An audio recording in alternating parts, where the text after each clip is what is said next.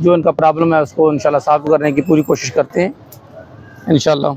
ये इनकी फाइल साथ ले जाएं और इनको उधर गाड़ी में बिठाएं। अस्सलाम वालेकुम बेटा, बेटा क्या हाल है छोटे? अस्सलाम वालेकुम, क्या हाल है? ठीक है, खैरियत है? अच्छा क्या करते हैं आप?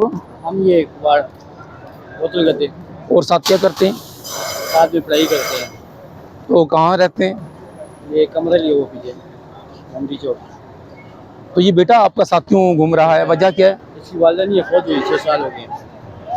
6 साल हो गए, वालदा फौत हो गई है। पहले मेरी वालदा फौत हुई है, फिर इसकी वालदा। तो बेटा अभी तो हमने इसको पढ़ाना है, हमने इसको अच्छा शहरी बनाना है ना, कि हमने इसको इस काम में रखना है। इस काम में अगर इस काम में इस उम्र में इसकी ये सोच पैदा हो गई तो बड़ा होकर तो वो यही काम करेगा बेटा। ये कम नहीं करेगा। इंशाल्लाह इसका सुनहरी दौर बनाएंगे हम मुस्तकबिल का। जीने का सारे इंशाल्लाह ये बहुत अच्छा आदमी बनेगा, इस मुल्क के लिए, इस कौम की खिदमत करेगा। मैंने आधा पुरानी कुछ किया हुआ है।